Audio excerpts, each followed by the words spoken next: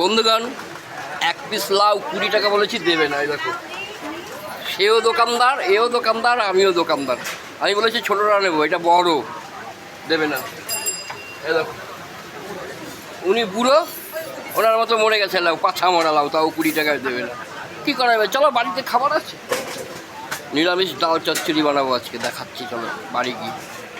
ঝিমাচ্ছে, যে ঝিমায়, ওই যে বুড়ো ঝিমাচ্ছে, দেখো ঝিমায়। ছোট্ট লাউ, এই একটুখানি কাটা লাউ, 20 টাকা বলেছি, দেবে না। না দেয় না, দেখ গিয়ে বাড়ি গিয়ে ডাল চচ্চড়ি বানাবো। আমার দোকান গুটানো হয়ে গেছে।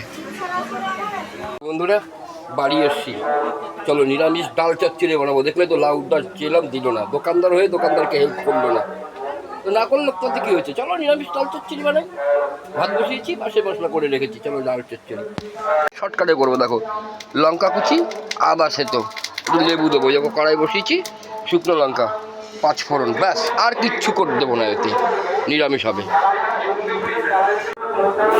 কড়াই গরম হয়ে গেছে, তেল দেবো। কড়াইটা করে আগুনটা কমিয়ে দিই একটু।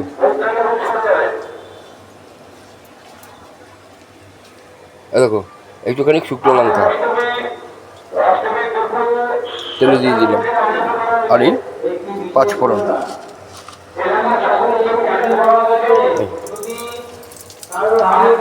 ব্যাস, স্বাদই পাল্টে যাবে। 5 ফোড়ন আর শুকনো লঙ্কা হয়ে গেছে। এখন এই করে রেখেছি, এগুলো দিয়ে দেবো। আদাটা আর কাঁচা লঙ্কাটা, হলুদ দেবো,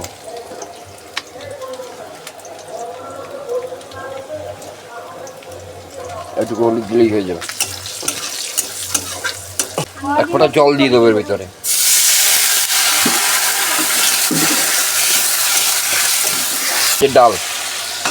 ডাল দিয়ে দিচ্ছি।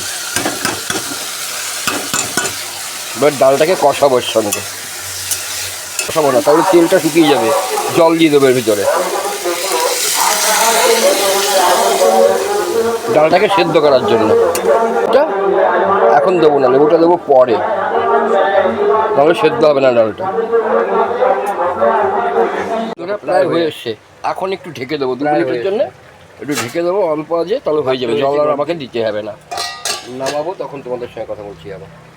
তার মধ্যে ছোট্ট ভিডিও থেকে রান্নার একটা সিরিজ চালু করবো আমি। এটাও প্রায় হয়ে এসছে। কম খরচে কীভাবে ভালো রান্না করা যায়, একদম কম খরচে, সেটা তোমাদের আমি কি দেখাবো। দেখেছো বন্ধুরা, প্রায় হয়ে গেছে। এখন এই লেবুর রসটা দিয়ে দেবো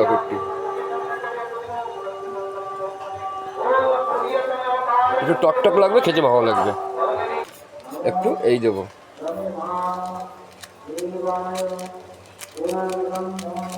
আমি এটা দিয়ে নামিয়ে নেবো না, এটাকে বসিয়ে দেবো একদম ওর ভেতরে, যাতে এর গন্ধটা না আসে।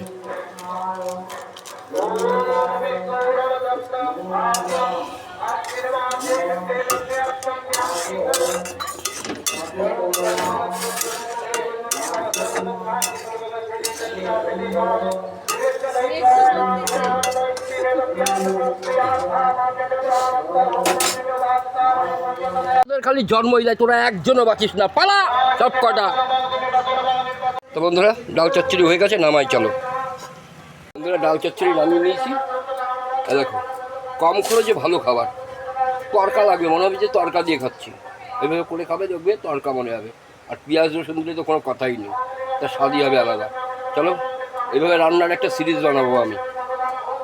পরের রান্নাটা কমেন্ট করো, কী নিয়ে করবো, করে দেখাবো তোমাদের, একদম অল্প খরচে। তো দেখা হচ্ছে পরের একটি নতুন ভিডিওতে। ততক্ষণের জন্য সবাই ভালো থেকো, সুস্থ থেকো, আর কমেন্ট করে বলো পরের রান্নাটা কী করবো।